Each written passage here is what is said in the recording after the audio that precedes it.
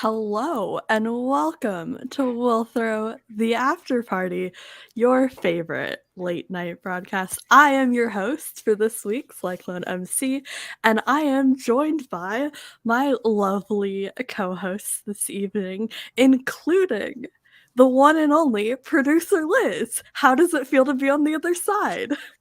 I'm kind of obsessed with it already.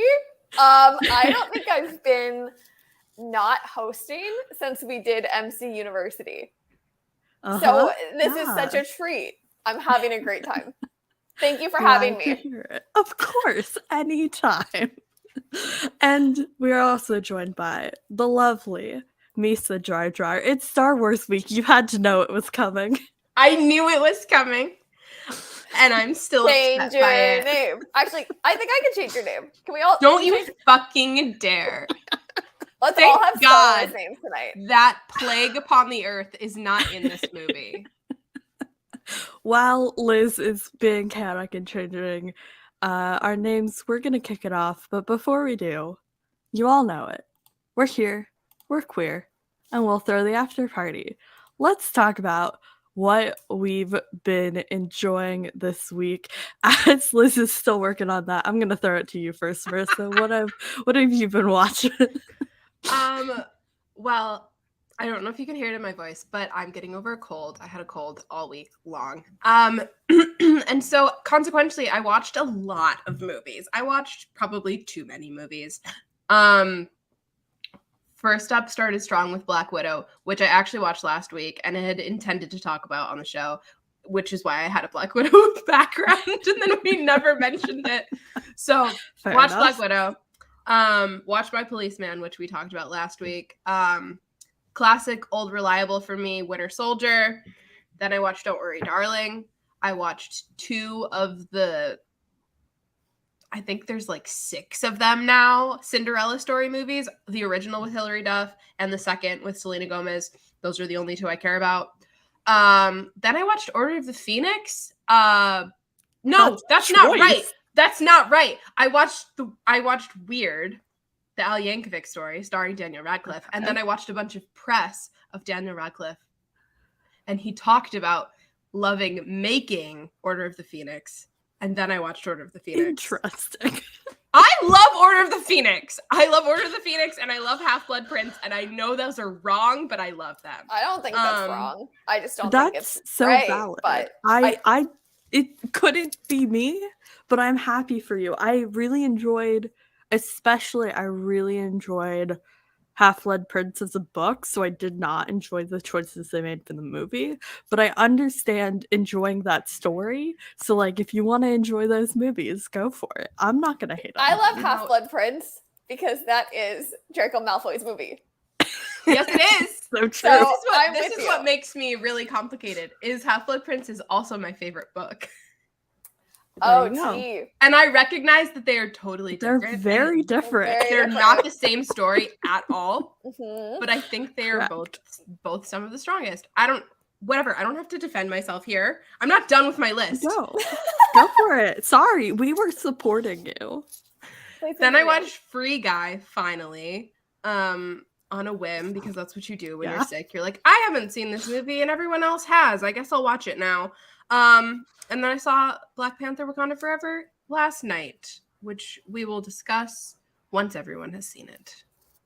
Mm-hmm. That's the end of my list. Unless you want to count me at 2 a.m. deciding I wanted to start rewatching season 2 of Doctor Who with Rose and the 10th I count that. I count that. Absolutely, I count that. I got through 2 episodes and then I fell asleep and then I woke up and it was still playing this season. And it was on episode 11. And I was like, oh, okay. Icon behavior, really. Liz, what have you been enjoying? I have to start my list with something I did not enjoy but expected to. Blockbuster. It's not good. And I know everyone's saying it. But I could not. I know episode 3 is where it's supposed to get good, but I couldn't even finish episode 2. And I really was holding it on such a level of like, I wanted it to be like Superstore. They just had to hire the writer's room from Superstore and it would have been perfect. So I'm disappointed with that one. But I had an interesting week of things I watched. We started strong with Don't Worry, Darling when it premiered on HBO Max. And my partner was not adequately prepared for this movie. I forgot to inform him that it was a thriller. So some of the twists and turns, we thought we were settling in for a silly, goofy time. And that is not what we received watching that movie. And now we've banned VR headsets from the household. So that's how that went. We watched, there's a new miniseries on Disney Plus, Zootopia Plus, and it's actually really smart because it's 6 stories that lead to a moment from the film or lead out from a moment from the film that dig into all of like the cute lore of Zootopia that you wanted to see more of. Like how do like, you know, the doors of various sizes, right? And the small animals go through this door and the big animals go through that door. Like they really play on all those little tropes and things, and the episodes are only like 6 minutes a piece, so you can kind of binge them all in one sitting. And I really enjoyed it. I thought it was so smart. It was kind of in the same styling of how they did I Am Groot, but better. So if you were a fan of Zootopia, I highly recommend watching the new miniseries because it is fun, and you can kind of watch it like in an hour. I've watched Enola Holmes 2, and this is my movie of the year. It is going top of my list until Bones and All comes out.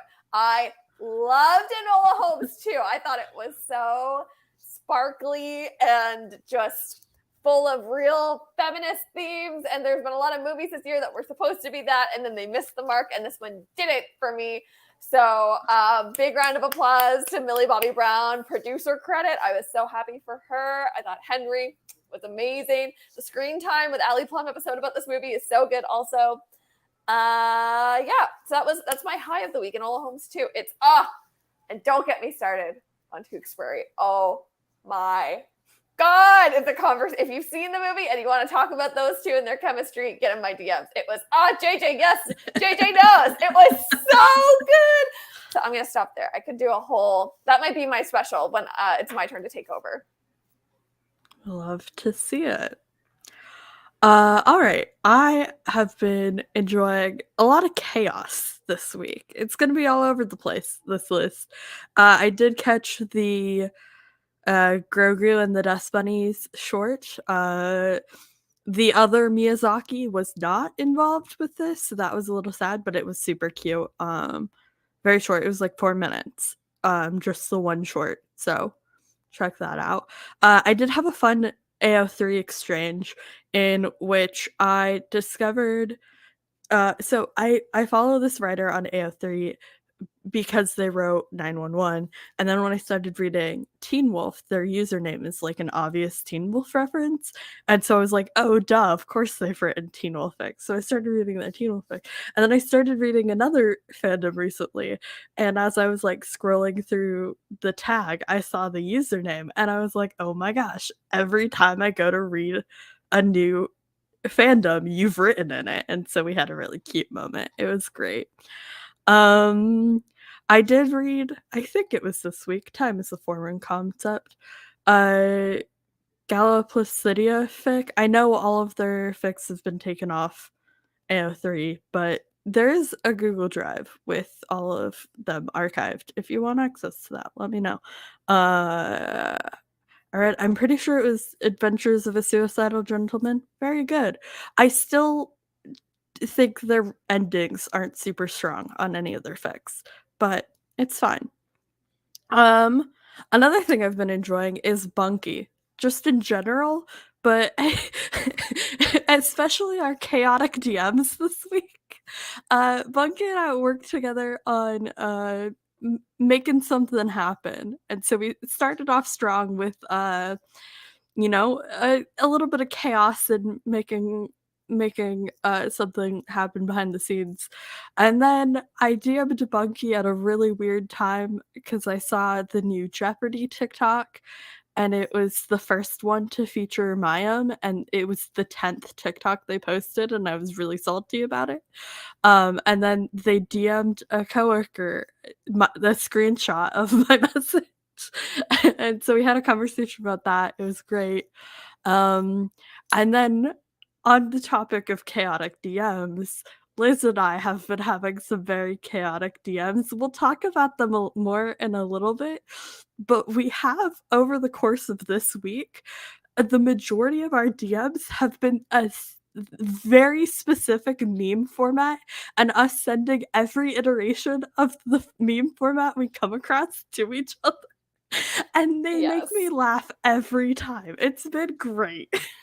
We should just say what it is, because I want people to know that I am actively seeking every version of this meme that exists. Marissa, do you know the one we're talking about? I don't think you've been on the receiving end of these. No, I think you sent me one just being like, the concept of this meme format kills me, and I've never seen it again. Oh, and then you have like 10 of them. No. All of slime here. Okay, so it's the meme of The Office. It's like it's Kevin and Oscar and a few other people, and Oscar's like voguing, and it's got the disco filter, and it's got Karma by Taylor Swift playing, but it's really high pitched. Like, Karma is my boyfriend. Karma is my blah, blah, blah, blah. And they're like dancing like this. And then the text on top is like me at 2 a.m. when he finally leans against her door frame and asks, "Who did this to you?" It's like, oh yeah.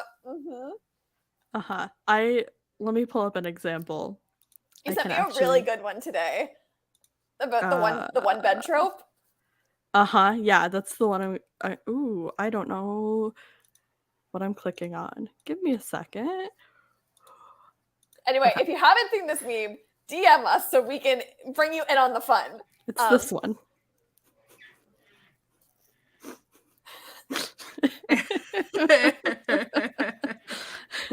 It's so good, and I've sent them to a few people that I follow or that I'm mutuals with that like specifically just post fanfic content, and I was like, please tell me that you found this meme format, and they're like, I'm getting read to filth by it. So if you would also like to be read to filth, let us know. We can send over our faves. They're so funny. They are incredible. On the topic of chaotic DMs, we have a couple rants this evening talking about DMs.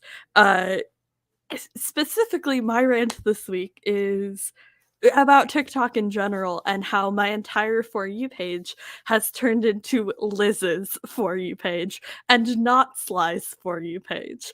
You'll see what I mean in a minute. I'm so scared. I have no idea what Sly has planned, but I feel like I'm about to be exposed. Maybe. Marissa, what's your rant this week? I was gonna come up with a much smarter academic title for it, but I think the gut instinct is the strongest. Marvel movies have become an epidemic.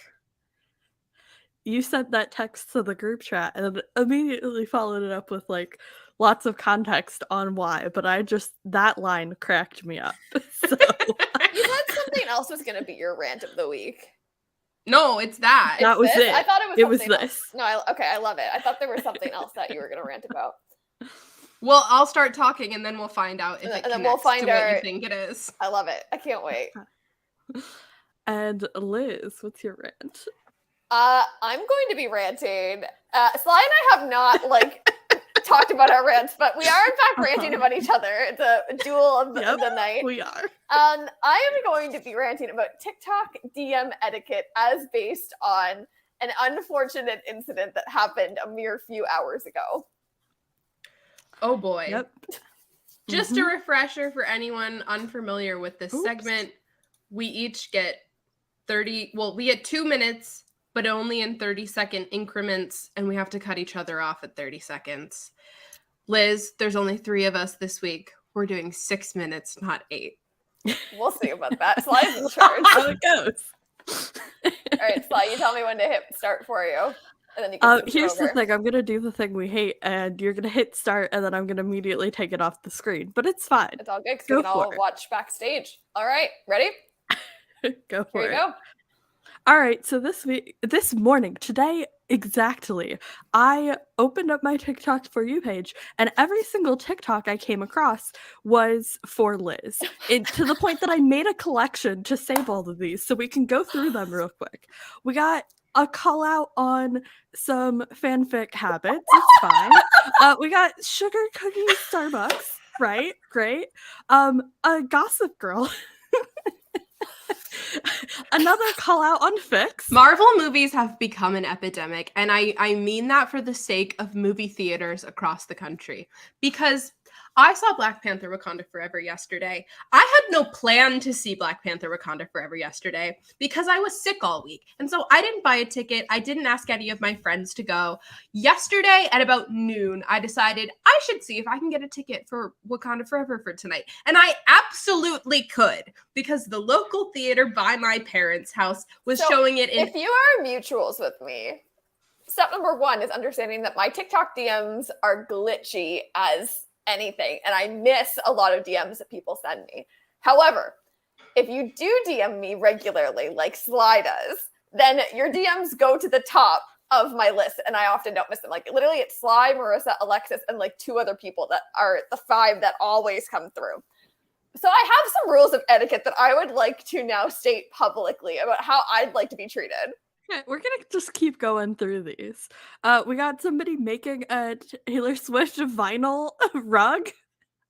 I saw that when I enjoyed it. Oh my god, this edit, I immediately said to Liz, context please, because like, what the fuck is this? I don't know why this one made me think of Liz. It just did.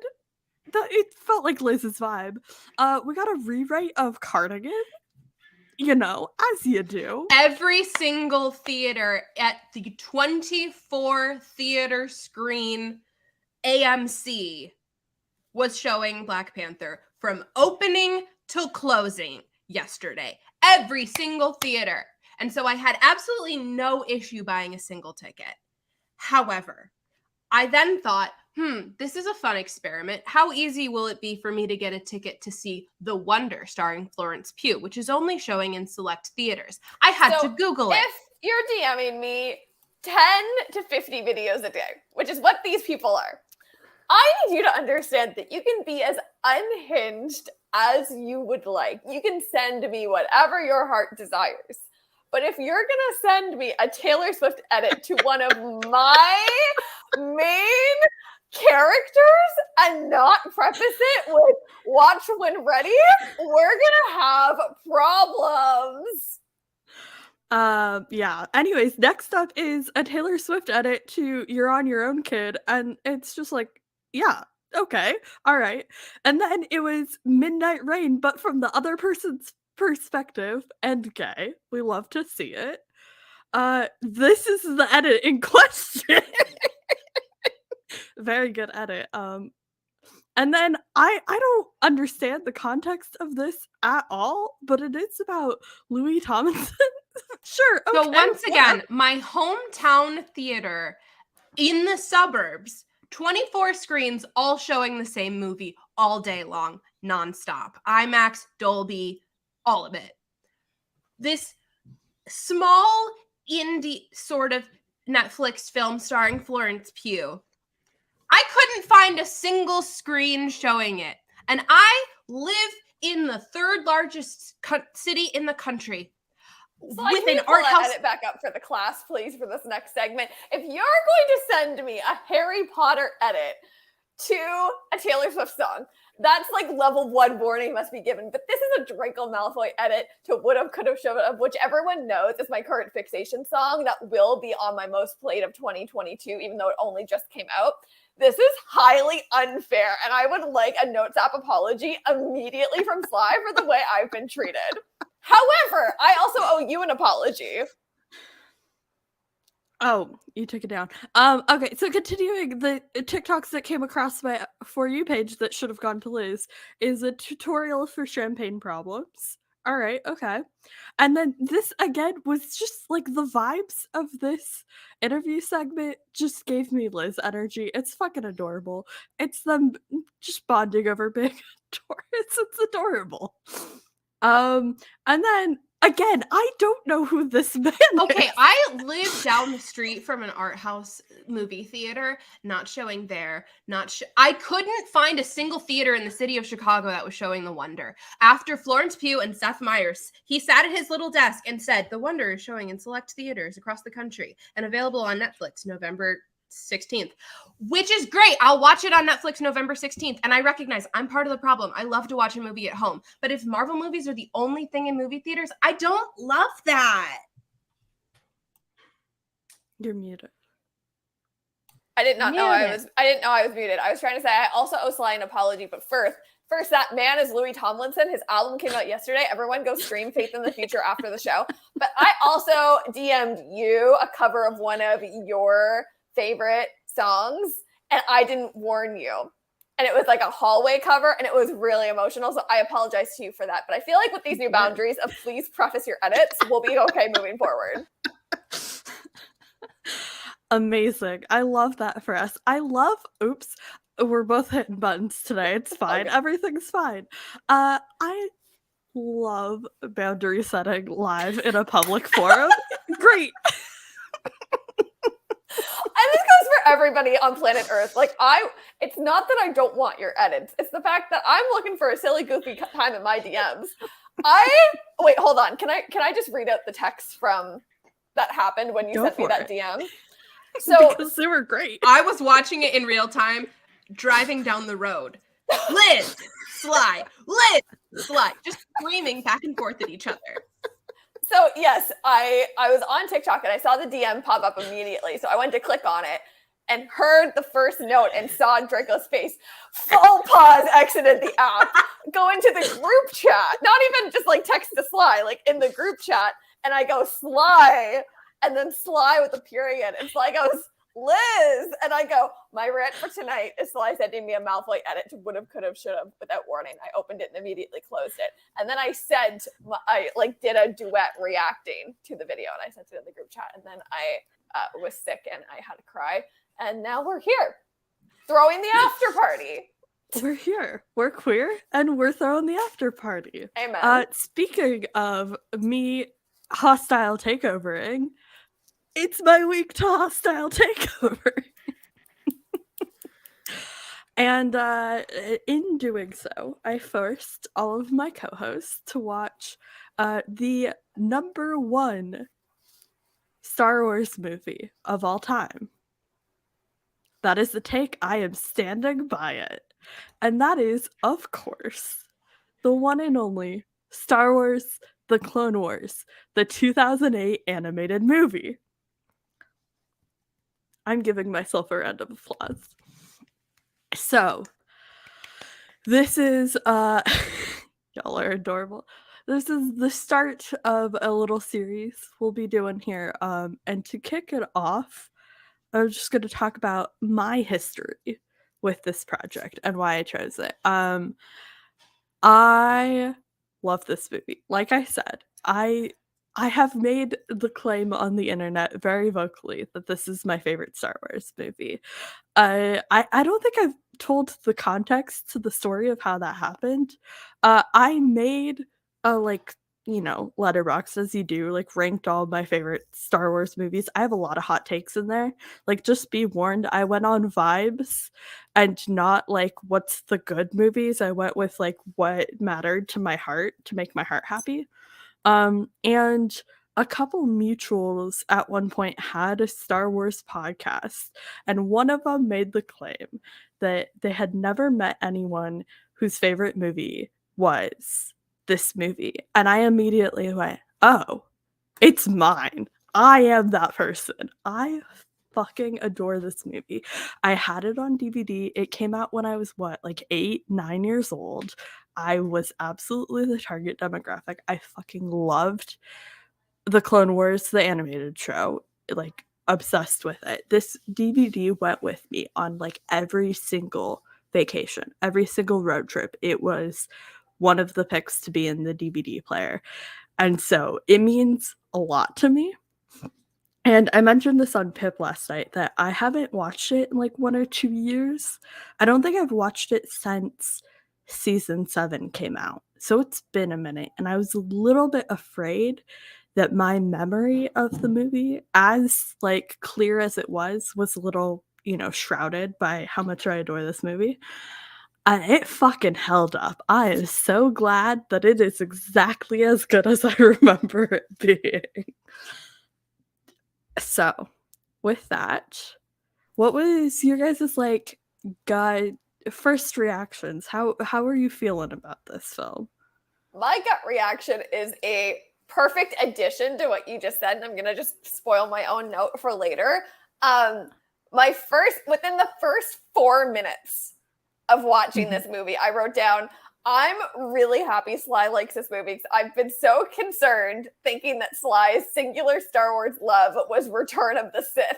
So I, right off the bat, was like, I love this movie. I get it. It's great. And I was happy to see that your Star Wars love was wider than I feared it actually was. I was like, oh God, like, but no, I was like pleasantly surprised by the tone. And I liked that the stakes of the movie was not the whole universe. You know, it was fun to have an adventure that was about like Jabba the Hutt's small boy and getting him home. You know, it felt kind of like Mandalorian to me, but even the Mandalorian at times, like it is like the stakes are huge. But so no, it was fun, and I forgot that it was possible to enjoy Anakin as Anakin pre like Vader. Like I've only ever seen that in like fan fiction. So I was like, oh, this is like so much fun to be able to enjoy him pre all of that crap. Love. Marissa? I don't want to ruin Sly's day. I didn't love it, but that's okay. I like when Star Wars is the fate of the universe. I don't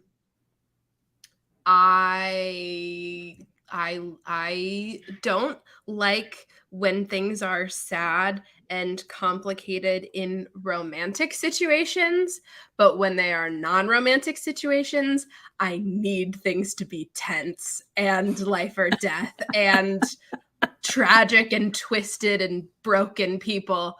So I think, this is my other thing is when I have an assignment, I only do it begrudgingly. So I think if I maybe had a more enthusiastic or like fun energy going into it, I would have had more fun with it rather than just being like, yeah, that's a movie that I watched and like now I know that I watched it.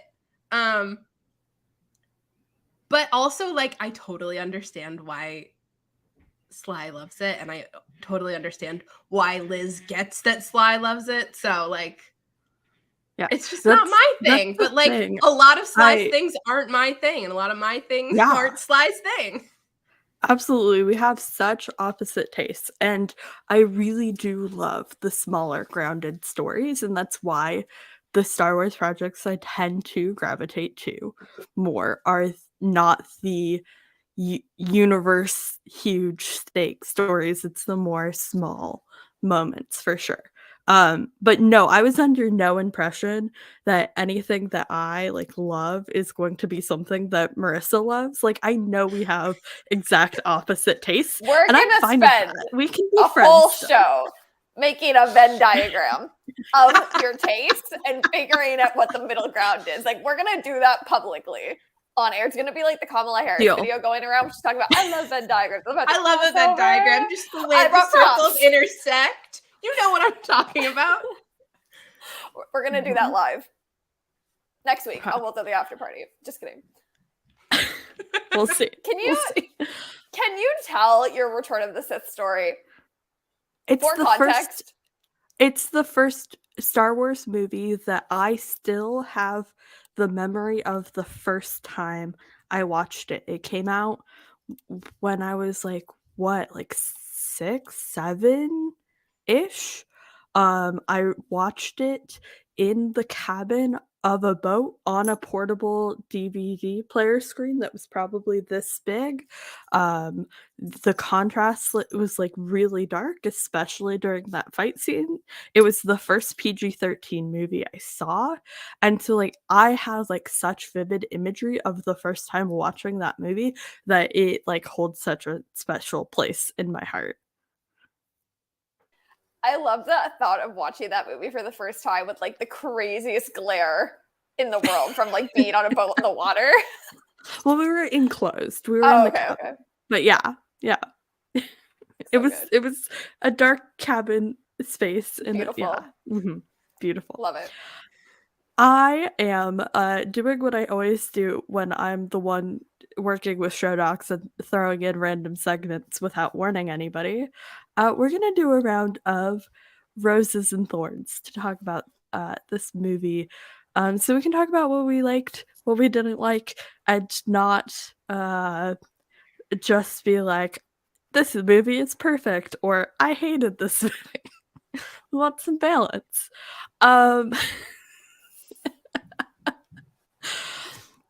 Building on that, I want to go to Liz's rose first because we briefly mentioned it beforehand. One of my roses was the fact that you like this movie, and it's not just Return of the Sith. My other rose, I have a lot to say about this, so I'm going to try and say it succinctly. The trope that you are so clearly displaying, the master-student trope, hits every mark for me. I had to pause the movie numerous times because they were hitting the beats so well. And the specific spoilers if you haven't seen this movie, but the point that really, really like I screamed and I had to stop it. Like I was losing my mind was at the end of the movie when Anakin comes in and he's like, "Where's my Padawan?" And he's like, "What to like shoot up the place?" He's like, "Where the fuck is my Padawan? Like, I'm gonna fucking kill all of you!" Like, had that like big energy. I was like, if you're gonna do this trope, that is how dramatic you have to go with it. You need to be coming in ready to just like, I'm literally going to take everybody out if you don't tell me where this little sucker is that I hated an hour ago. So I was so pleased with that part of the movie, and just every beat, like when they had the nicknames for each other and developed the what's her nickname again? It starts with an S. Her nickname for him is Sky Guy. Sky Guy and Snips. She Snips, yeah. Snips, yeah. So I was like, oh hell yeah, no. And like she's annoying him, and like he's like, oh well, like you follow instructions well at least. Like they hit the beats, and they were so dramatic about the way they hit the beats. So I was like, I have chef's notes and chef's kiss in my notes because it was that line. And it gets like, "Where's my Padawan?" I was like, yes, Anakin. So into it. Yeah, I love that. Oh, I'm issuing a notes app apology. Absolutely, Revenge of the Sith is what we're talking about. Some of us took allergy meds right before the show. It's great. Words are hard. The titles are confusing. Numbers are easier. Speaking of Anakin, kind of. Marissa, tell us about the best part of Anakin's character in general. I think what you want me to say is the best part of Anakin is Padme. Yeah. Because the rose for me was Padme. Padme is so slay. So slay. Padme's so slay. I was really concerned for like most of the movie that we weren't going to get any Anakin and Padme interactions, and we finally did towards the end, and I was healed a little bit. So that was my favorite part. Yes. Padme arguably one of the best parts so of the movie. slay. Like unbelievably so. She made almost every wrong choice she could have possibly made in this movie, and I was like, girl, get it. Absolutely. Like, no, I was like, I didn't even like consider the ramifications of her decisions. I was just like, yes, that's the right choice. Absolutely. Go off, queen. Yeah. Yep. Blindly follow Padme into the sands of Tatooine. Like, no issue. On a hat drop. Absolutely. All right. For my my rose, I have to give you context before we get to my rose. I don't have to. I just want to go on a tangent. So bear with me because I'm going to talk about every other piece of Star Wars that's not this. The way you both immediately muted your mics at the exact same moment. Iconic. We're Okay. giving you the floor. I appreciate it. It just made me laugh. So looking at Star Wars, one of the most iconic parts of Star Wars is the lightsaber battles, right? And I think that they're one of the strongest ways they tell storytelling throughout all of these. And one of the best lightsaber battles, in my opinion, was the training battle in Kenobi. And why I really loved it is because it hammers home a point that I saw in a documentary a couple years ago. There is a documentary on the making of the episode 3 tie-in video game. And in it, they're talking about how they worked with the stunt coordinator to choreograph the lightsaber moves and use that for their animators. And they had Hayden Christensen come in and how he talked about his character and how he illustrated like such an understanding of Anakin through the way he moves specifically. It's something that made me really appreciate his performance in general. And then when we saw Kenobi and we saw his return to this character in his performance, it again showed he understands that character so brilliantly, and everything about his characterization, the physicality of how he plays this character. So that is now like one of my favorite. All of his lightsaber battles in Kenobi are some of my favorites. But before we got Kenobi, my favorite lightsaber battle in all of Star Wars was the Kenobi and Ventress fight throughout this movie. It's cut up, it's broken up a little bit, but I really, really enjoy how they played with this because of the dynamic of Kenobi being like excellent, a master of one specific style. He's, so well trained in this very specific style, and he holds his own in that. And being directly opposite Ventress, who is so versatile and fights in like pretty good in like 3 or 4 different styles. And in this sequence, we see her fight in all of those different styles, in how many lightsabers she uses, how she uses them, if they're connected, if they're not, and the way she adapts her fighting style throughout this entire sequence compared to Kenobi's very, grounded one particular style, and how they both kind of hold their own in that. It's just masterfully done. I'm obsessed with this battle. It's one of my favorites. So I was kind of pissed that they were breaking it up. Me too. Yeah. I understood understand why they did it, but it always makes me heartbroken. No, stop cutting away from it. It was, and this is where my name comes from tonight. Sassy Wan Kenobi. Uh-huh. Oh my God, his little quips and hers. Like, it was just so good. Some of the most iconic quotes from this movie come from that whole sequence. Yep. I'm 1,000% with you. And I think JJ's got like the right tone too, like with the animated lightsaber battles being so much better. And also because like I feel like you don't have the actors executing choreography. You have these little animated things just going at it at like hyperspeed, right? Yeah. Manipulate. Mm-hmm. Although I did have a note about this that I feel like I need to raise, which is I love animated fights because characters can do things that aren't anatomically possible, and I live for it. Yes, Anakin, jump 10 feet, slide backwards with no force. I love that energy. I do have to pull out a comment though. The banter between the droids always incredible, especially in Clone Wars. Marcus, this is us acknowledging you. We love you. And you know what Marcus loves? This movie. And was so glad. excited that this was the movie that I had to watch. Like, was all over it. Like, we're watching the Clone Wars. You watched it so early in the morning. Like, I woke up to a text message It was afternoon. Okay, for you. It was like 10:30 in the morning for me. It was like 1:30 in the afternoon for me. No. It's almost like we have a huge time difference or something. Almost. Who'd have thought? However, we did have to pause it as soon as the movie started because I was like, why aren't they Lego? And Marcus was like, what? And I was like, I thought this was a Lego movie. And he was like, no.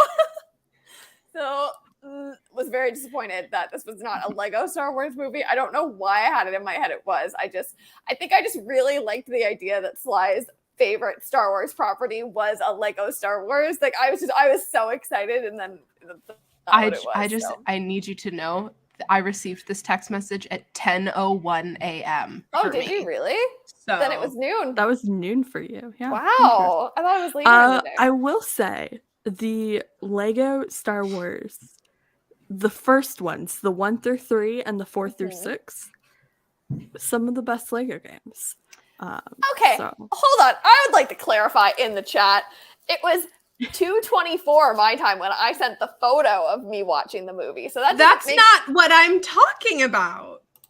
The other chat. We're about to watch it, and Mark. We have 2 group chats. The other group chat, quote, we're about to watch it, and Marcus has proclaimed it's one of his fave Star Wars movies. So Sly, you have are you talking about the big group chat? Oh. No. Yeah, we were about to watch it. Oh, in the business chat. That's why. Yeah.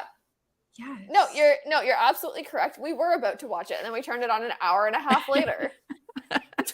All right. I wasn't saying it was the time you were watching it. I was just saying it was the time I was informed that Marcus was a fan. Yes, you're right. It was too early in the day. I love that we could resolve this marital dispute again live on air. On that note, Liz, what's your other thorn for this movie? Well, it wasn't Lego, so that was like a really big disappointment for me. Because now I feel like I have to go watch all the Lego movies, just all of them. Like I don't care about what property it is. I just need to go watch the Lego movies. The downbeats didn't always hit for me, and I wasn't really. I was like not dozing off, like far from it, but there were certain beats like in the. How long is the movie? An hour and 45 minutes. So probably like at the. Yeah. I thought my memory was it was a tight 90, but I think it's 100 minutes.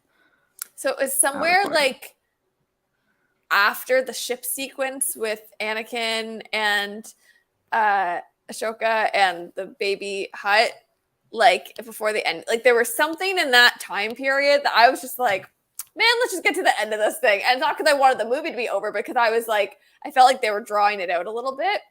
Mm-hmm. And I wasn't down for that. And that was a moment where to contrast my earlier point, when the stakes are the universe, the downbeats have so much more depth to them because it's like the stakes are incredibly high. But I think maybe it was because the stakes were so different in this movie. The downbeats weren't quite working for me.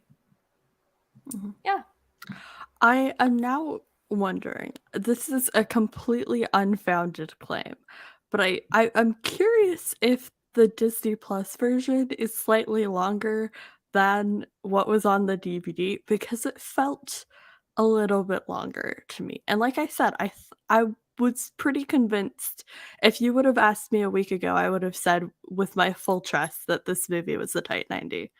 So wow. Well, they did optimize all of them when they put them on Disney Plus, and they said that. So maybe they did something. Maybe I just have bad memory. Both can be true. All right, the next part is going to be painful for me, but Marissa, what was your thorn of this movie? Thank you for that lovely introduction to this point. As we have previously established on this program, I did not watch the prequels in totality until the Kenobi series. And I didn't pay a ton of attention to the details of those films. I was really more concerned about finishing them so I could get to the series, so I could see little Leia. And so I know a lot about the original trilogy and the Empire and the Jedi and all of those inner workings and how the Skywalker family fits it. I understand that. The conflict of the prequels, nope. So I had to Google who is the good guys and who is the bad guys in the literal Clone Wars. Because, take it away for a second, so I need people to see my face when I say this. Uh-huh. Until I watched the prequels, I thought that the clone troopers Hold on. I thought that the clone troopers were the bad side, and like the Jedi were the good side, and they were fighting each other. Not that the clone troopers were fighting for the Jedi, but they were also fighting for the Republic. The political system, this conflict, the stakes of the Clone Wars, I don't understand. And that was very complicated for me. So that was my thorn, because I was trying to understand why half of these people were fighting each other for most of the movie. Okay. So, the Jedi are a religious group. And in the galaxy, there is the Galactic Republic. And that's like the Senate and stuff. And they are the good guys. The Confederacy that becomes the Empire secedes from them and becomes the bad guys. In preparation for this war, the Jedi partner with some other people to start making the clones and develop a clone army. And it's this whole thing. And so the clones are working alongside the Republic, the good guys. In the development of the clones, there was some outside influence, and they got little chips implanted in their brains. And when Order 66 was executed, it made them become, like, I don't want to say brainless, but their only goal was to then execute all Jedi. And so that's when they become part of the Confederacy, which becomes the Empire. That's helpful. Yep. I knew the very end of that. Definitely didn't know every piece of that. There was also a large portion of my life where I thought that the stormtroopers and clone troopers were vastly different. They are vastly different. Yeah, but I thought the clone troopers were droids. I didn't realize that the clones were clones of real people. They are clones of a singular person, and that person's DNA gets cloned so many times for so long that it starts to degrade. It's this whole thing. Watch the animated show. It's very good. Maybe. I can one-up you on the embarrassment scale of this movie, if you'd like. Please. You know when you read something, but then in your head, it's something different? Mm-hmm. So, I know it's the Clone Wars, but absolutely in my head, when I refer to this, it's the Clown Wars. Every single time. That for you. But I know it's the clone. I know. No, that's way less embarrassing. The Clown Wars. Imagine if I said that to someone that already hated women. They'd be like, get out. The Clown Wars and Return of the Sith. Listen, maybe that's what the Sith needed, was a little bit of clownery. Maybe they'd have a better time. Not enough clownery in this movie. Actually, a decent amount of clownery in this movie, Honestly, to be fair. yeah. Like, This movie is the definition of hijinks, and I love it so much. especially from the clones. Like, going back to this comment, like, the banter was there. The clones were clowning. So maybe I'm not that far off. Mm-hmm. I love the clones. This movie has like all of my favorite characters. We got Cody. I love Stinky. I stand by that. I know that's a hot take. Ahsoka, I'm obsessed with. I have so many lightsabers. I was very into Star Wars as a child. But I would practice like in like Mock's lightsaber battles, like flipping my grip all the time. I was very good at doing that. Like this movie shaped a lot of me. Also the show, like I watched the show like religiously. It was this and Avatar: The Last Airbender that was like my childhood. So but I don't only have good things to say about this. I did come up with a singular gripe. Okay. In rewatching this movie, I'll talk about it a little bit more later, but I like again, I remember this movie so well. But there was a couple parts that I didn't remember how I reacted to it until watching it this time as an adult. And one of the sequences I was reminded, oh yeah, I've reacted really poorly to that as a child. And it's in the monastery where the clones are holding down the fort as everybody's trying to get away, right? There's a sequence where one of the clones' guns jam, tosses it to the side. He jumps over to go take out one of the battle droids, like I think it was a B2. I don't know. One of the droids. And the droid like grabs the clone by the wrists, holds him up. His like body like shakes, like he killed. I think it's like he shot or something. And then the body's just like tossed away. And as a child, that was like it's not like graphic, like gory, but like the visual imagery of that moment was a lot.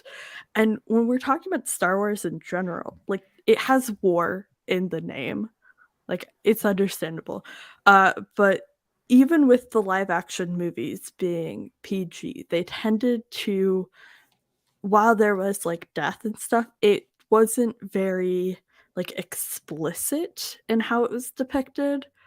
And I think they got a little bold with this being animated, that they could get a little more graphic without being like gory in how they were depicting. And this movie came out in 2008, right? I was like 9 years old. We were at that time like balls deep in Afghanistan.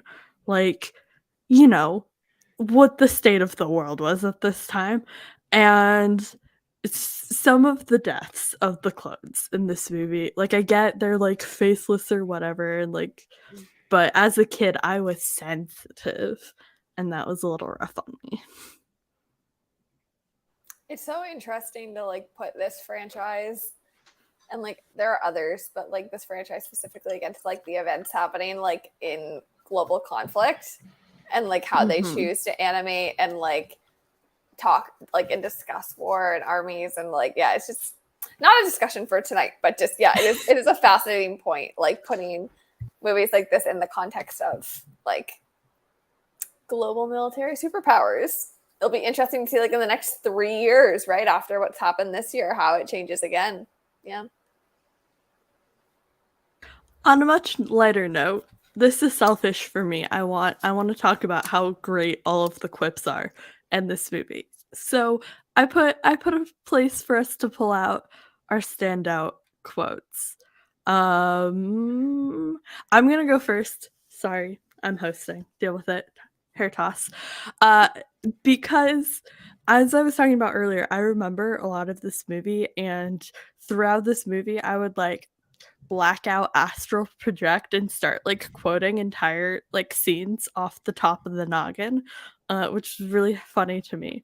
And one of the like lines that like resonated in my soul in that way was when they're in the Junker med ship, and I like could feel the cadence of the delivery of these lines in my bones.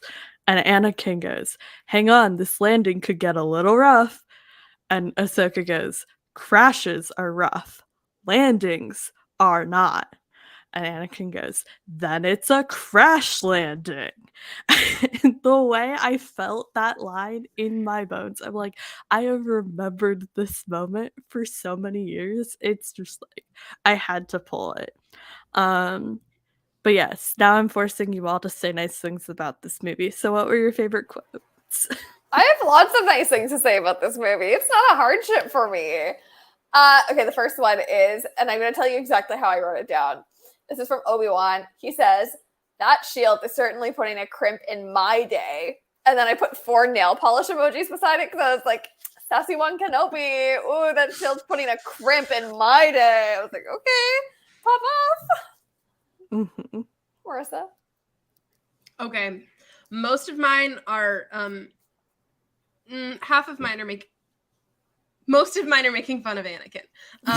The first one is when he so earnestly, sincerely says, "Blasted, Ahsoka," like in like such an American accent, which I would never hear anyone with an American accent ever say ever in the world. Like, blasted is such a Britishism to me. Like, It's a Canadian thing. Blasted, Ahsoka.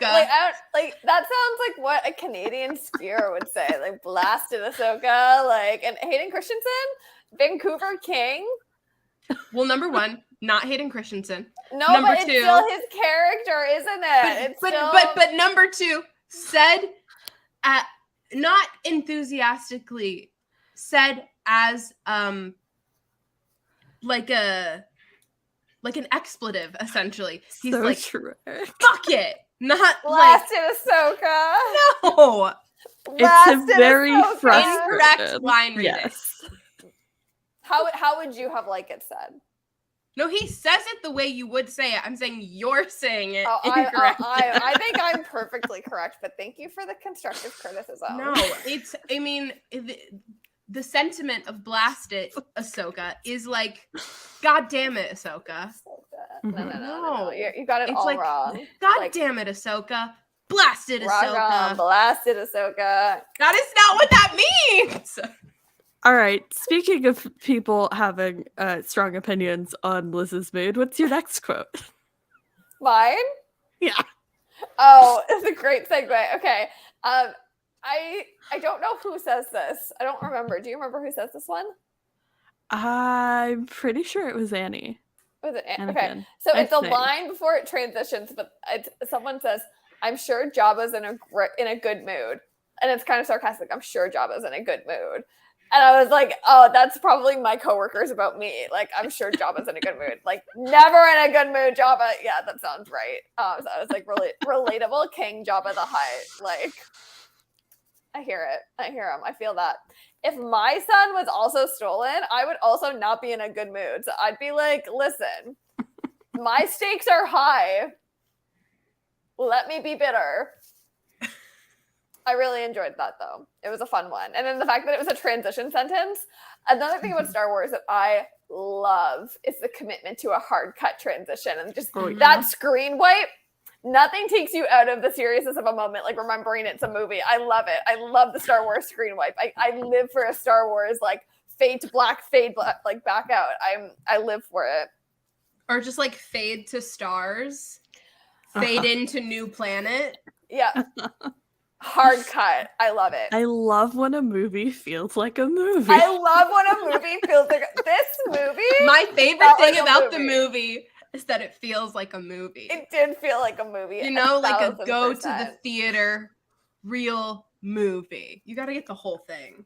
I stand by this being the most war movie of all the Star Wars. This is 1000%. Yeah. like, I would argue most of Star Wars are heist movies, but this is a war movie.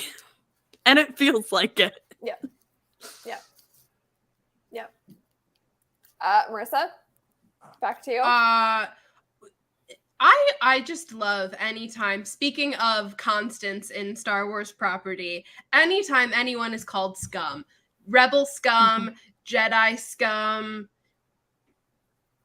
First Order scum. I don't think somebody says that, but Jedi scum, just like, it really hits. It's always on the bingo card.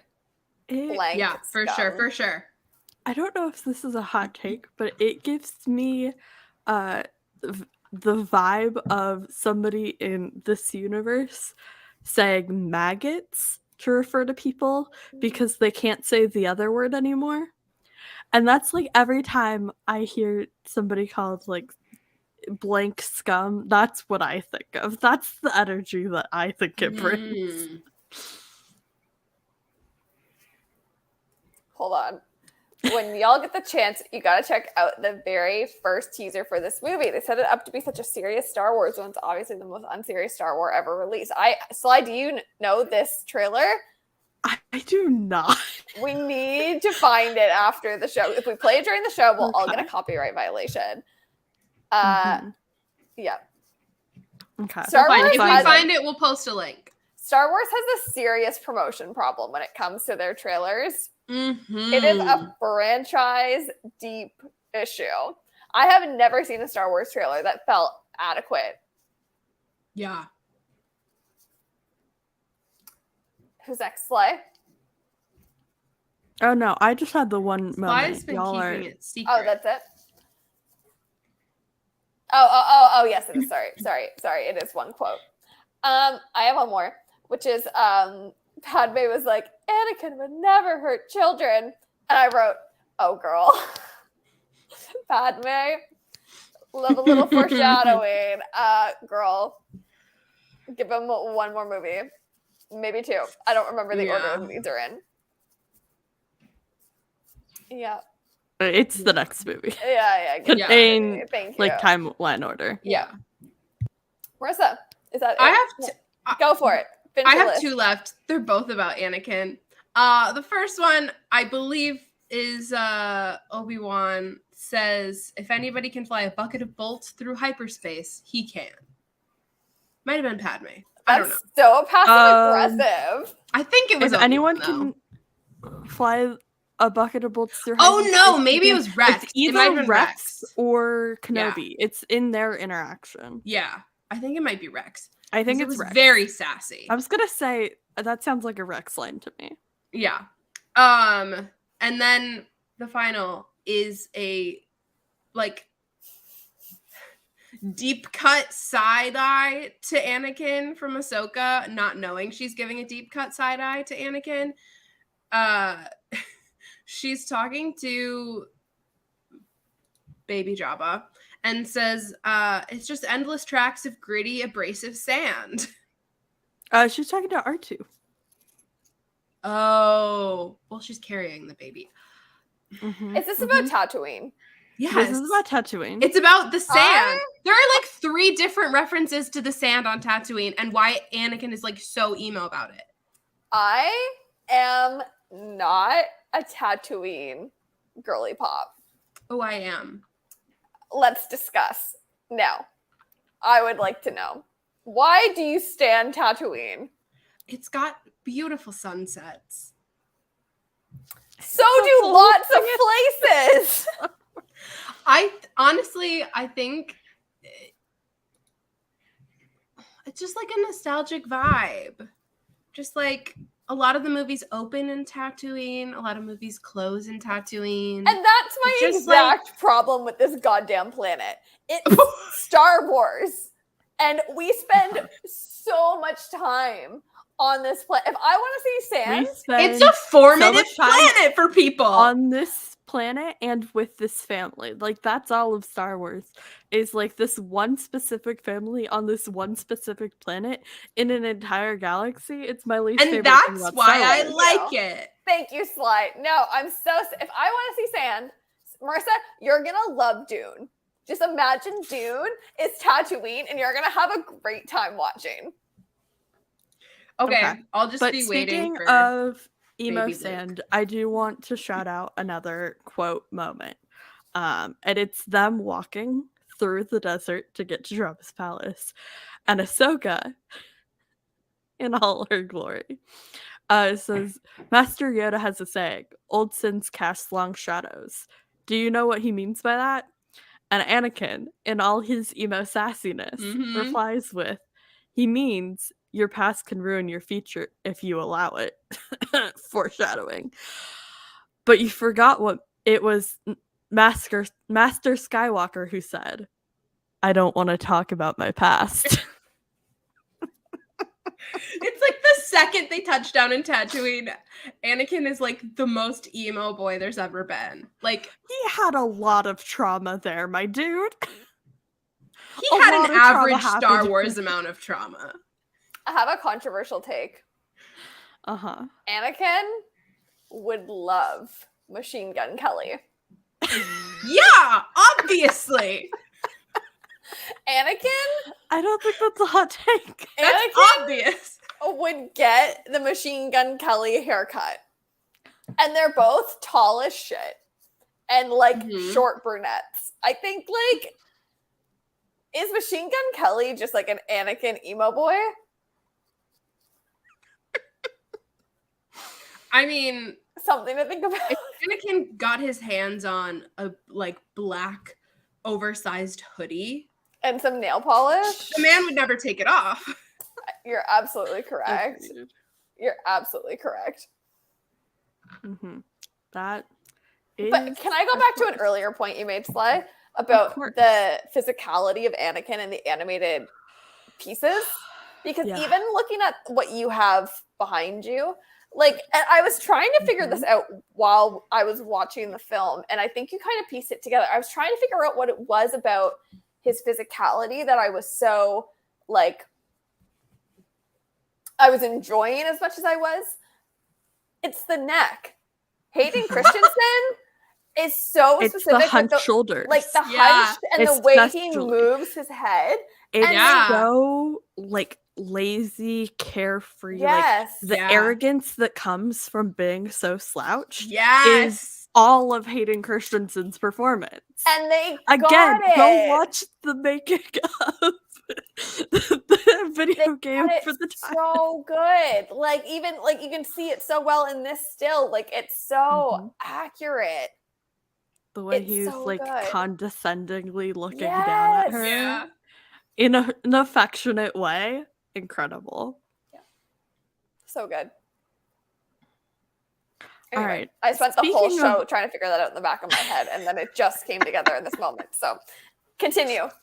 Speaking of all the pretty places in Star Wars, Liz, you want to talk about how pretty this movie is? Yeah. I like to call this segment, everyone knows the TikTok sound that's like, I want to go to there. That's how I felt about this movie. It was beautiful. And I was trying to find good images, but I really couldn't find any that do this movie justice. Like, it's so pink, like the sky, and like, obviously I love the color pink. I'm all in pink tonight. But like the way that they design everything to be so, this sounds like a cliche, but I mean it as like an admirable trait. It felt intergalactic to watch. It didn't feel like they shot on location in this island or in this country on Earth, and then they made it feel like Star Wars. Like that, it actually, because I think they have every luxury of animating whatever they want, they went all the way with it. And there were moments that the lighting, that much luxury. They were on a bit of a shoestring budget. Well, they used their resources. Absolutely. Yeah. I thought it was beautiful. And I was like, my breath was taken so many times with like the scenes that we were getting access to. It was just beautiful. Marissa, I think you had some points on this as well. I'm gonna look at my notes to see if there's anything specific I want to say around this. Did I write a note about it? I don't do, think while I you're wrote looking for anything it. down about it. Liz did write, this movie is so 2 pink hearts emoji, flower emoji, pink bow emoji, and then the admit one movie ticket. And I stand by that. That's a very accurate It's recap both a of war this movie and it's so pink. It's Yeah. True. You know what it is? It's slay, but it's also slay. Yeah. Mm-hmm. Slay It's and the- slay. Uh-huh. Yeah, it's Yeah. slay. Wow. We really this is the Star Wars commentary that's been missing from the Star Wars community. I tell you, we're really okay. I'm done. We're I- breaking new ground. I do not talk about Star Wars on the internet. That's been a hard line I've drawn for like many years. And I'm so glad to finally break through that, Right? because this is the Star Wars commentary I want to see happening on the internet. Like, thank you true. for indulging me in this, because I'm having a Thank blast. you for having Be the us. change you wish to see in the world. If we want to go to the level of Anakin so slay, like that's what we're gonna do. Shout out to Eric for DMing us the trailer. King energy. Love Oh my to god, see it. already? It's so old. It's on Warner Bros. Old YouTube channel before they got an official new one. Ah, love. Whoa. So good. Okay, we will Love watch to once see the it. episode's over so that we don't get hit with a copyright. I love that. Incredible.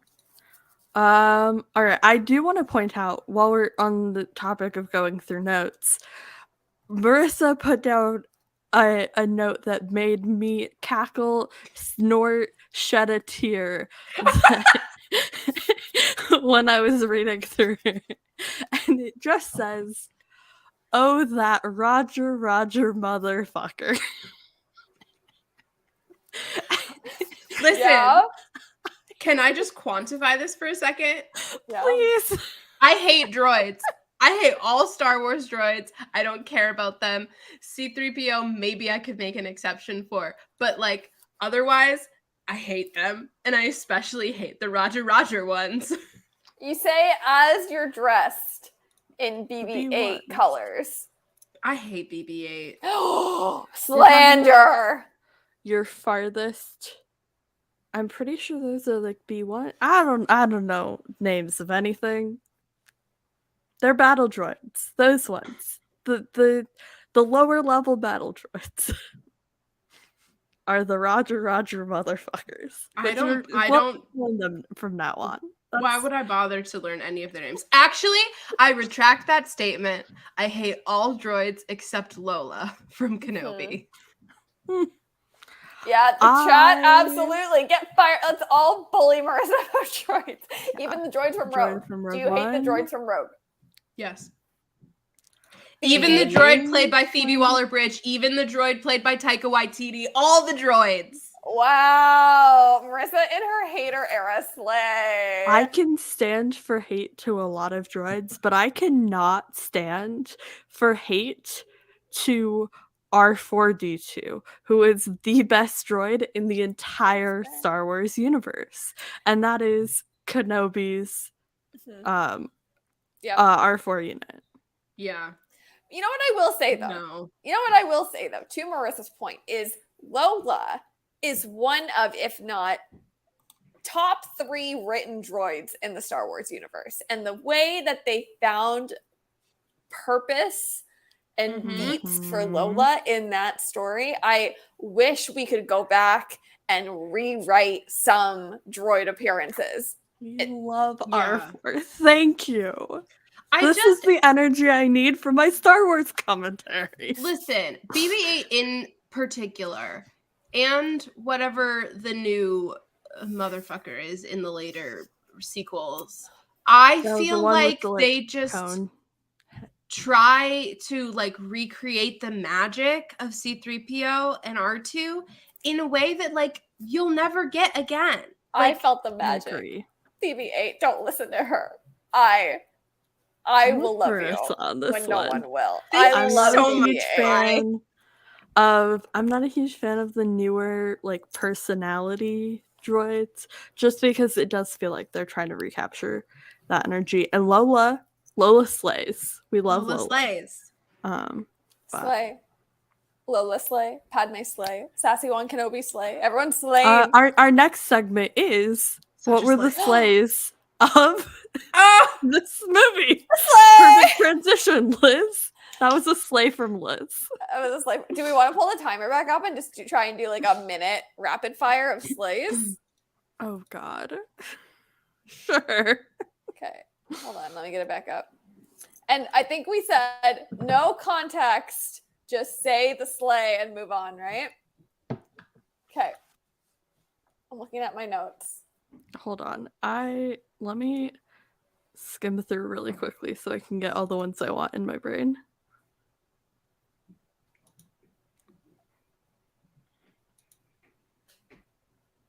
Okay, we ready? Okay, I got it. Who's starting? I think we'll just Can we go just go one by one or just all one, go? 2, 3. One by one. Okay. Okay, Sly, you starting? Yeah. Okay. Commander Cody, slay. Anakin and Obi-Wan being drawn so hot. Slay. I wasn't expecting you to say that because okay, moving on. Pink sky dominating most of the film. Slay. You would remember a Jedi is also humble. Slay. Ahsoka origin story. Slay. Villains saying their entire plan out loud very loudly. Slay. Ventress being hot as fuck. Slay. Force sand. Slay. No Jar Jar Binks. Unfortunately, a slay. Kenobi, sassy icon, slay. Padme. Slay. Really good master student trope usage. Slay. Oh god. Fucking oh god. Zero, slay. That one like smirk face Kenobi makes. Slay. I thought we were just going to a minute, so I don't have any more to say. But do you want to just keep going? Do we have more? I don't think I've had more slays. I think got through all my slays. Yeah, I think that was all my slays. Can I No, share this movie something is that still was slay. not a slay? What? Mhm. What was Can I share something that was not a slay? The tube top. Can you move your head? Sly? Oh, yeah. Not a slay. Ahsoka's No, costuming choice, not a slay. not mean, a slay. The Padme's animation costuming choice. choices for the female characters Yeah. in general. Half a slay. Not a slay. Not a slay. I like Padme's outfit. I don't like how tight. Mm-hmm. But mm-hmm. I like how it's not anatomically correct. Look how Mhm. tiny the arms are. Mm-hmm. Yep. Yeah. Like, anyway, Yeah. Mm-hmm. we've spoken many times on the show about females being animated, female body archetypes being animated. Mhm.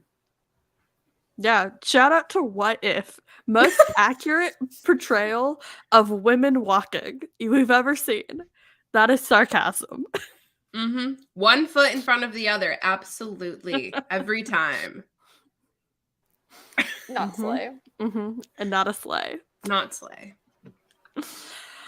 Oh, thank you both for indulging me We s- on this journey. We still have one very important question. We talked about that, did we not? We did, but I We have an can build alternative on it. answer. Okay. Oh. So the This segment is, what is the conflict of the Clone Wars? The conflict of the Clone Wars is this guy being a how do I want to say this? Having a rivalry with? Oh no, like it's competing Oh, Mhm. in my Mhm. mind with Grogu and the Mandalorian for safe journey home trope of the year. like getting Baby Yoda home and the Mandalorian versus this little guy and Ahsoka and Anakin. Stinky.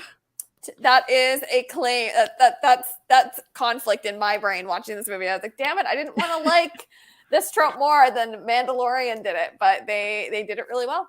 So that's so funny because the entire time I was watching The Mandalorian was basically me being like, this is just trying to be Star Wars: The Clone Wars, the animated movie from 2000. I know.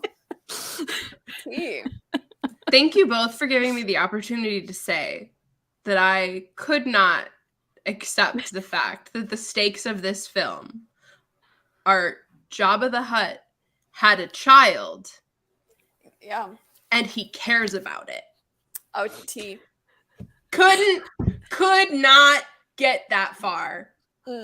So there was something in the comments earlier, but what if Ahsoka runs into the Hutt's son in the new series? Now, I think we're all really excited about this new series. Mm-hmm.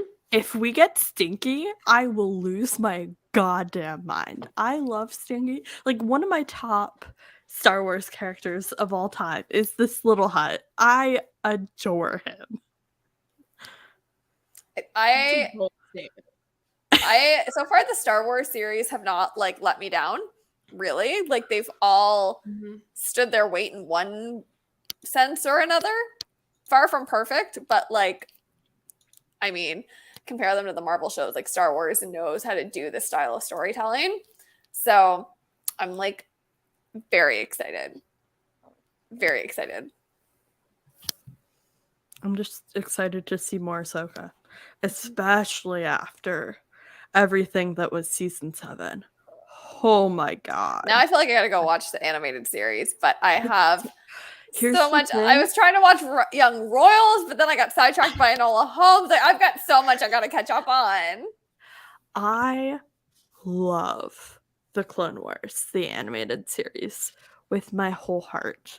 And I really wish, with everything I have, that Disney Plus would get over themselves and not order them in release order and instead order them in chronological order. Because for the first 3-4-ish seasons, they were aired completely out of order.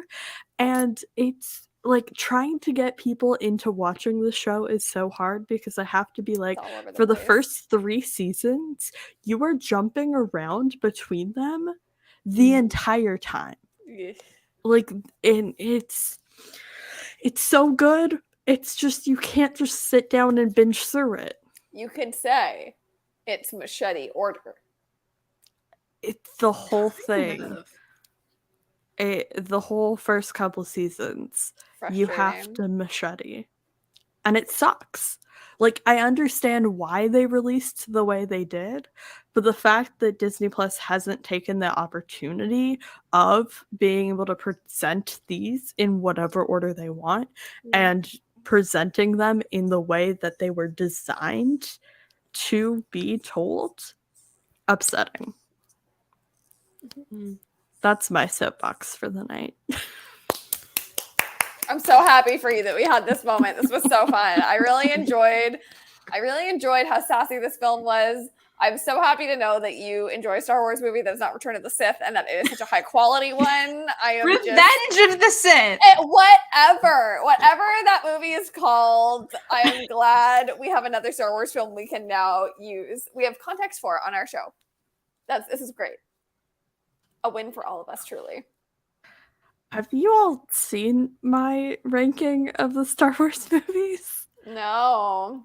I mean, so. if people really want to find them, it is public. I'm not going to make that easily accessible, but I will send it to the group chat so you can see the chaos of how I ranked the Star Wars movies. I know it is a disgrace. I know it is shameful how I view these movies, but you just have to accept that.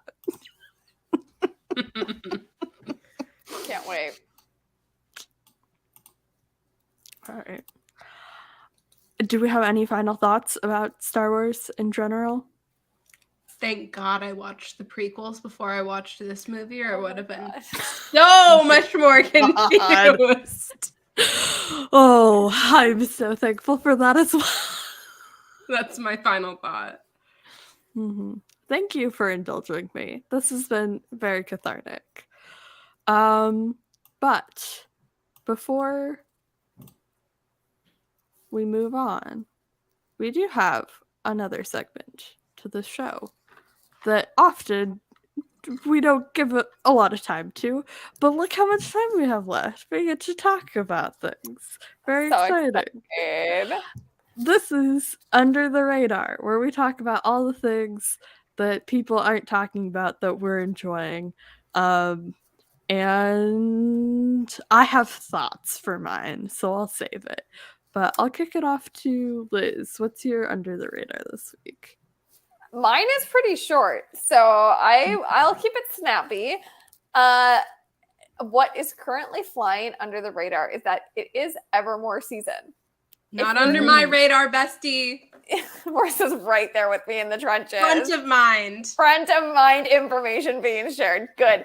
If you are, I know we have a new Taylor Swift album distracting us, but we have to stay focused on the mission. We cannot continue to be distracted. Tis the damn season. Go get a Starbucks. Put on your favorite winter coat when it's too warm to wear it. Blast Champagne Problems while you're making dinner by yourself. Vacuum while listening to Tolerate It. Cry while listening to No Body, No Crime to remind yourself you're a bad bitch. Get that album on your goddamn rotation. It's the time of year. It is when the snow falls. We move into different territory. We're in back to December. There's some crossover, but thank you, November Flush, your flannel cure. Get the flannels on. Get Evermore on. Yes. Evermore season. Get it in the playlist. What are your favorite playlists that you've made that features Evermore? I know that's a big ask. You can ponder on it for a moment. No, this is great because I can plug. I have some new. I have to say, go ahead. Yelena has strong Evermore representation. Yelena left a part of her back in New York. Producer is on Spotify. It has strong Evermore representation. It's true. I'll pop a link in the chat to that one. The Yelena playlist is truly a ride. I really enjoyed making that one. It's super chaotic. It's 4.5 hours long. It's so good. Yeah, there's a lot of Evermore in that one. I've got some new playlists on my profile at Producer Liz on Spotify. One is for the sad November vibes, and one is for desperately trying to stay happy and keep away the seasonal depression fighting vibes. So you can access both of those. I think they both have Evermore on them, as well as all the other Marvel playlists. There's a playlist that I did not make. It's just called Folklore and Evermore with the and sign. That's a good one. And they took the two albums and put both the track ones, both the track twos, both the track threes. I really enjoy that one as well. I listen to that quite regularly. That same playlist on Apple Music, and it's Folklore / Evermore, no spaces. Brilliant. It's very good. Yeah. So it's Evermore season. 'Tis the damn season. Write this down.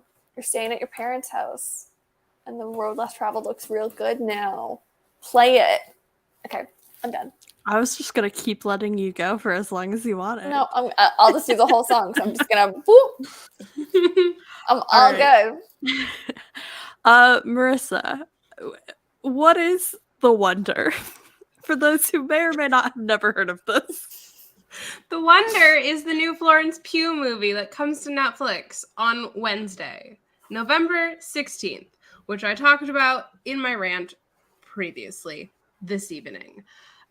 It's a weirdie. It's a period piece. Takes place in Northern Ireland, I think. So do a bit of research before you decide Lots to of watch triggers it on a in this whim. one. Lots of triggers in this one. Yeah. But I'm looking forward to it. I love a period piece. love a weird religious period piece, love a Florence Pugh period piece.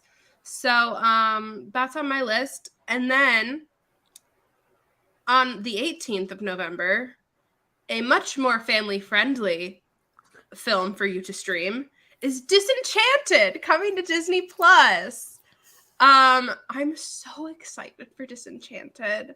It's been so long since Enchanted. And I just it's got all of the things you want. It's a movie musical. It's got fairy tale tropes set in the real world. It has Amy Adams and Maya Rudolph is in this one. Dancing, singing,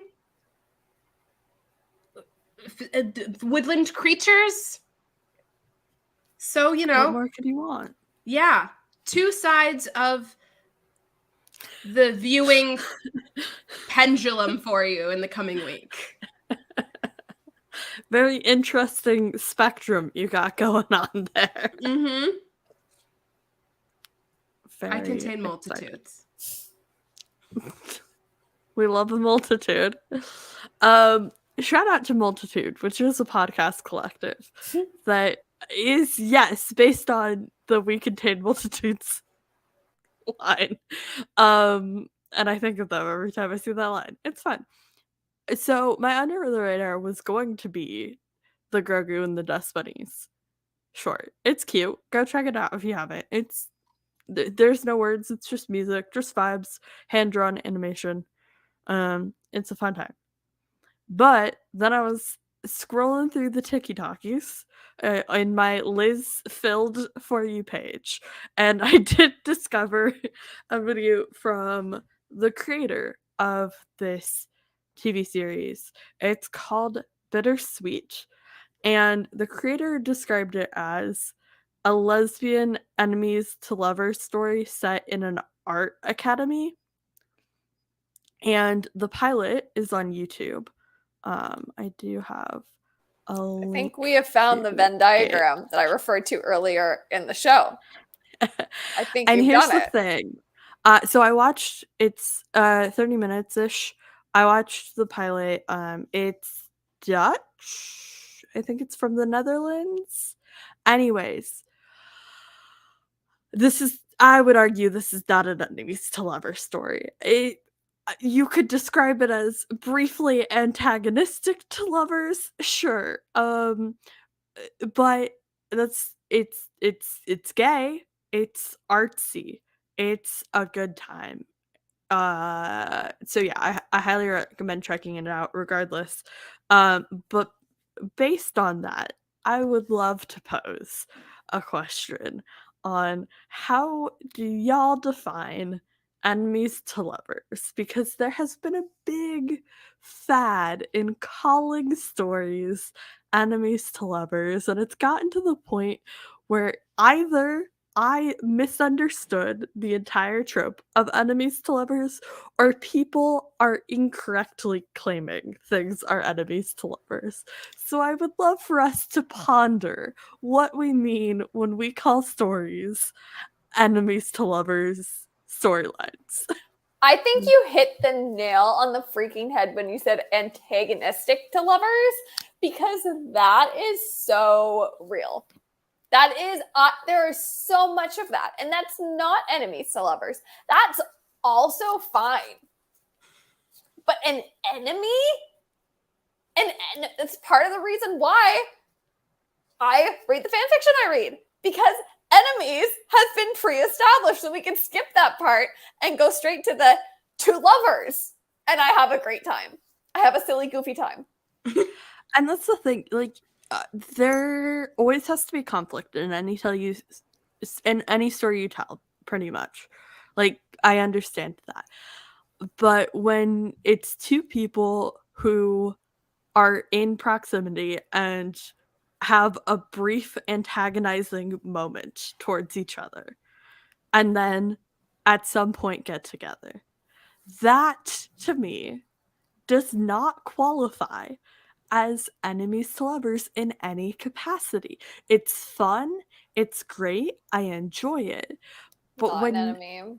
I look at enemies to lovers, it's the idea of two people who have, very low stakes in how they view the other person.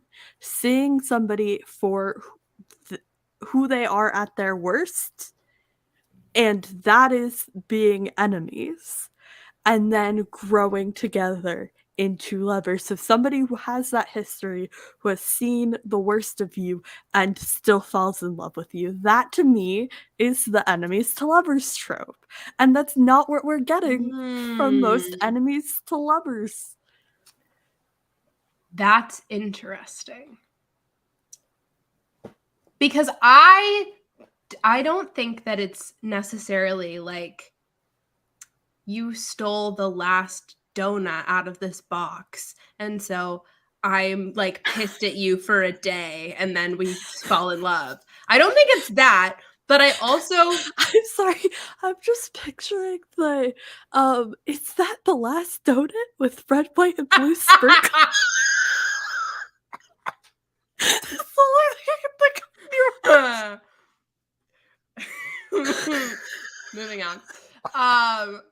I don't think it's that. That's very much like we had a tiff and now we are falling for each other. But I don't necessarily think it's seeing someone at their worst. I think it's because I don't think it's valid hatred. I don't think oftentimes an enemies to lover trope is valid hatred. I think it's I hate you because I perceive you this way, not necessarily because you are this way. And I like learn to love you because of that. It's I hate you because I assume you're this way, but I learn to love you because you are not that. Like, I love that interpretation. Yeah. Like top of the list, enemies to lovers, at least one-sided enemies to lovers, Darcy and Lizzie. Like, she hates him because she thinks he sucks, but he's actually just like He's an awkward just little anxious turtle. and shy. He's just an awkward little turtle. Like, yeah. So my layer that I would add on to that is I believe enemies to lovers when it starts from a place of having an irreconcilable there's a what am I trying to say? Irreconcilable. Yeah. It's a hard word. Differences. Mm-hmm. On some level. And then the illusion of that starts to get chipped away at. That's when I buy enemies to lovers, because to me, an enemy is someone that you are unwaveringly like, nope. Yeah. Mm-hmm. And that's truly what it's nope to something about that person. Yeah. Like, absolutely not. So what is it that starts to change? And it could be worst to best. Like, you've seen me at my worst, like, we move past it, right? Or you've accepted my worst, we can move past it. And it could be like all of these other things, but it's, if I don't buy that there is an unwavering nope, then I don't buy their enemy. Then they're antagonistic, which is fine. But like when you start to see the humanity of the other person, whoa, yeah. That's what I'm like. All right, I'm good. Yeah, I think like central to enemies to lovers is that they have to have written the other person off. Yeah. Like, no, never for me. Absolutely not. Don't even suggest it. They suck. They can go die in a hole. Yeah. So I can't live without them. Like, that's a journey. Yeah. Yep. And that's the thing. I would take all of our answers. I would accept that as enemies to lovers. Like, 100%. I see where you're coming from, Marissa. Like, it's just like, it could be misconceptions about the person. It could be seeing them at their worst, them doing something terrible, and then growing on a redemption. It could be, just anything where you've written somebody off because you have something that you absolutely can't agree on, and then them growing. But like, yeah, so much is just antagonistic, like briefly antagonistic. And like flirty. It's like Uh-huh. flirty hatred where it's like you don't Yeah, actually have any disdain for this person. It's just like, exactly. I'm annoying you because you're hot. You nailed it. It's the lack of disdain that really gets me. That's such a good word for this. Disdain needs to be evident. Oh yeah. Make trope couples hate each other again. Well, okay, let's wait. This is why Hermione is such an easy enemies to lovers check mark, because there's so much established in canon that like there's no way they can move past that. There's absolutely no way. So it's like the whole game is I need to buy that they're able to move past all that stuff. That's also why I struggle when I struggle to read fan fiction that is so far from the canon. Like hockey player tropes, like that kind of stuff. Like I really do struggle with that because I'm like, in what part of canon would I have ever thought that is something that could happen? Like it's just too far for me. But I know that like y'all, like there's oftentimes people are like, oh, this is this. And I'm like, what? I need at least one of the two to be like pretty in character. Yeah. I love an AU for specific fandoms. Right? Like there are some characters that I'm like, I have so much love for these characters that you could put them into literally any situation, and if I feel the essence of that character, I will buy in. One of them is like 911. Like I will read Buddy in literally any universe you put him in. And then there are other fandoms where I will not. I'll read like a canon divergence AU. I'll read like a different first meeting AU, but like a trope or a situational like AU, I just won't. I won't be able to buy into, exactly like you said. Like where in canon will we ever see them reacting in this fashion? And I think in particular, any Harry Potter ship is really difficult to remove from like canon reality, at least.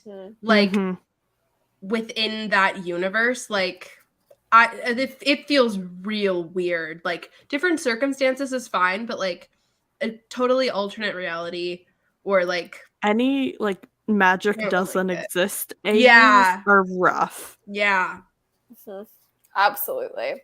That's also why I feel like there's so much good Bucky fan fiction that exists, because like there's a point in his story where like it is a whole new world for him. So you could put him in any scenario and it's like, yeah, I absolutely buy that Bucky likes to paint. Yeah, I absolutely buy that Bucky's a mechanic. I absolutely buy that Bucky's like doing like literally anything, because it's so easy to justify like Bucky needed a fresh start. So he joined the yogurt making factory. He joined like the paint shop. He joined like the gas station. Whatever it is. A lot of great MCU bodyguard fics. Yeah. Where Bucky is any flavor of famous, any like royalty, musician, anything. Just any flavor of famous. I love God, I love a bodyguard AU. There's a lot of good MCU ones. Yeah. That is part of the fun of that character, though, is that like you can literally just tell me anything, and I'm like, yeah, probably. Except, there's some stuff happening now that I'm like, but we'll talk about that. I've seen some Wakanda Forever spoilers. We'll discuss another time. I have not. We can end the show, and I can give you further thoughts about that. I actually have seen some spoilers because I have been keeping an eye on the spoiler thread in the server, but nothing about that realm of the movie, so I have no context for what you're referencing there. I think even people that have seen the movie probably won't have context for what we're referencing. You need a lot of knowledge to understand it. It was on Twitter thread earlier today with Grace and Marissa, is what it was, I think, and Mac. Okay. Vic. It was me and Vic. Yeah. Because of some brilliant. This is an off-air conversation that we can get into later. Start now. Okay. Before we get to that lovely deep dive into Marissa's Twitter. Marissa, where else can people find you on the internet?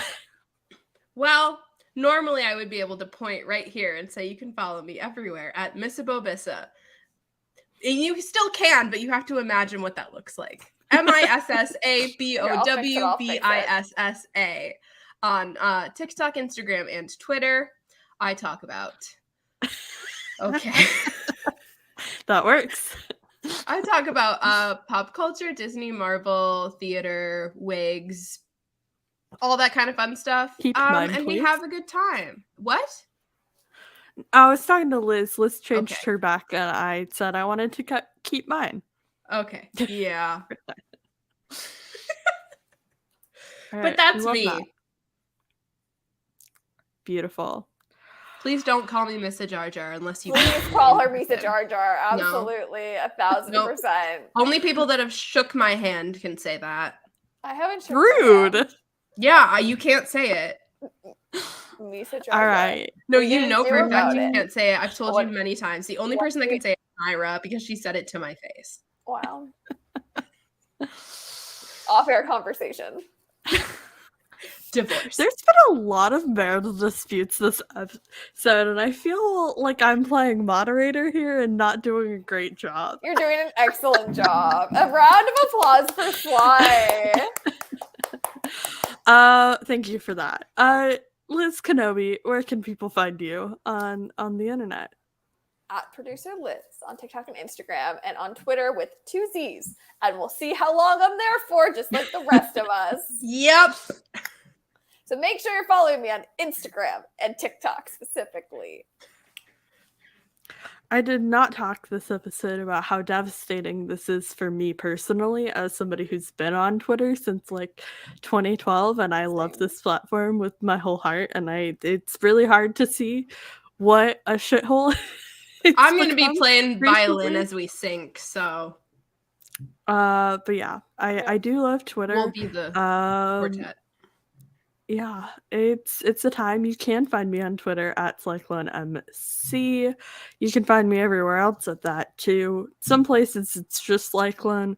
Who knows where? Honestly, if you start typing my username, it'll pop up. If you want to find me. But the better things I do are Thirsty Thursday, which sometimes is on TikTok, except for the past like 3 weeks straight. We've gotten banned and then immediately restored privileges on TikTok because apparently gay people aren't allowed to call other gay people gay without it being hateful behavior. I don't know what to tell you, fam. So sometimes that ends up on Instagram. It's a hoot and a half. Probably one of the funniest things I do in my life. I'm also on the Point in Progress podcast and MC University over on Point in Progress. If you search that anywhere, you should be able to find us. MC University is going weekly until Christmas. We've already seen these 2 lovely people on episodes. There is an episode with Alexis coming out in 2 weeks. It's very good. We talk about Fantastic. Next week is the road cut. It's very good, very fun. So please go check out MC University. It's probably one of my favorite projects, and I'm so happy I got to have all my besties on it this season. So with that, Marissa, can you also tell people where to find your lovely memes? Oh, yes. You can also follow the show everywhere at After Party Show, SHO, on TikTok, Instagram, and Twitter. The memes get cross-posted on Twitter and Instagram. If you're not going to go down with the ship, follow us on Instagram. And be sure to like, comment, subscribe, leave a comment. We see you replayers. Hi, replayers. You can follow us on Twitch as well. And Follow shout us out everywhere. At Just Alexis Blake. Alexis was not here this week, and she'll be back in future episodes. So follow at Just Alexis Blake to see what's going on in her world. Absolutely. And with that, thank you for being here. Thanks for coming to the after party. And we'll see you next week. Oh, I'm not going to wave because we already put the banner up, but I was waving. We're all waving in our hearts. We love